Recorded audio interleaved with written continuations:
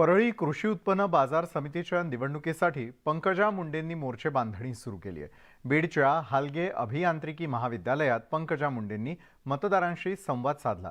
निवडणुका जुगाडावरती चालतात म्हणून निवडणुकींमध्ये जुगाड करायचा असतो असं पंकजा मुंडे म्हणाल्या। तसंच दुसऱ्याची पुरणपोळी न खाता स्वतःच्या भाकरी खाऊन निवडणुका लढवायच्या आहेत असं म्हणत त्यांनी धनंजय मुंडेंवर निशाणा साधला।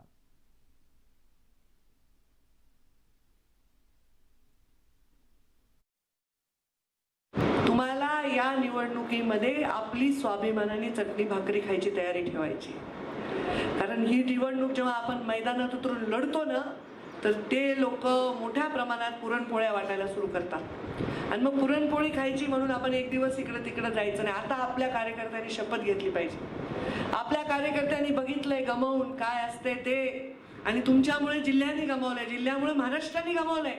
एक माणूस जो सगळ्या महाराष्ट्रातल्या गावागावामध्ये न्याय देऊ शकत होता, विकास देऊ शकत होता, तो राजकारणापासून दूर राहू नये ही जबाबदारी परळीच्या लोकांवर आहे आणि सगळं महाराष्ट्र तुमच्याकडे अपेक्षेने बघतोय।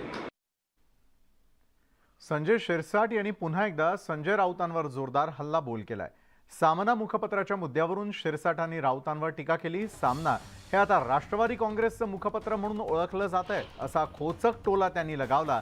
तर राऊतांसाठी राम हे शरद पवार तर लक्ष्मण हे उद्धव ठाकरे असतील असा मिश्किल टोलाही शिरसाटांनी यावेळी लगावला।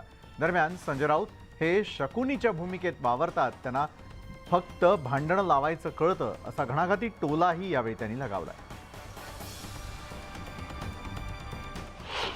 रामायण महाभारत जर असलं तर शकुनीच्या भूमिकेमध्ये आता संजय राऊत आहे। याला फक्त भांडणं कसे लावायचे हे माहिती, म्हणून मी तुम्हाला हे सांगितलं की उद्या जर लिहिल्या गेलं, रामायण जरी लिहिलं गेलं तर त्या रामायणामध्ये संजय राऊतला सांगितलं ना लिही, तर तो काय करेल, शरद पवार साहेबांना प्रभू रामचंद्राच्या भूमिकेत आणि लक्ष्मणाच्या भूमिकेत उद्धव ठाकरे असं दाखवायलाही कमी करणार नाही आणि त्याचं महत्व पटवून द्यायलाही कमी करणार नाही। सामना मुखपत्र हे शिवसेना मुखपत्र समजलं जायचं। सामनामध्ये येणारी प्रत्येक लाईन ही आदेश मानल्या जायची।